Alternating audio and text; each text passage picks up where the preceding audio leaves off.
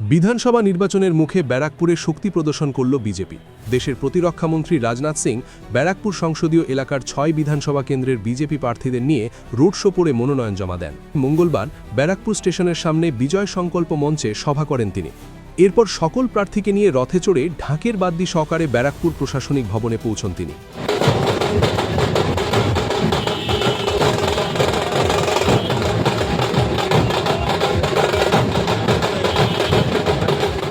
উল্লেখ্য, এই তালিকায় বিশেষভাবে নজর কেড়েছেন এবারের জগদ্দল কেন্দ্রের বিজেপি প্রার্থী ড রাজেশ কুমার।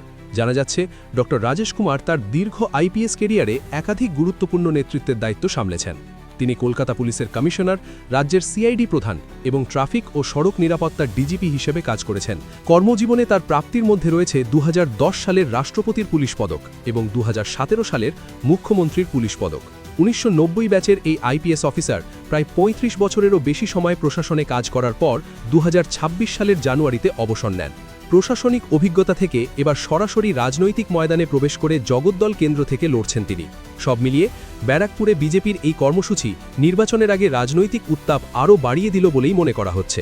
অরিন্দম রায়চৌধুরীর রিপোর্ট, নিউজ বেঙ্গল টুডে। মেঘবেলা লাইভে আপনার পছন্দের টিভি চ্যানেলস সম্পূর্ণ বিনামূল্যে শুধুমাত্র মেঘবেলা ব্রডব্যান্ডের কানেকশনের সঙ্গে। মেঘবেলা ব্রডব্যান্ড, বাংলার ঘরে ঘরে। উত্তর 24 পরগনা ও তার আশপাশের এলাকার মানুষের সেবায় ক্যাথল্যাবের মতো অত্যাধুনিক সুবিধা নিয়ে পরিষেবায় ব্রতী সারদা মাল্টি স্পেশালিটি হাসপাতাল।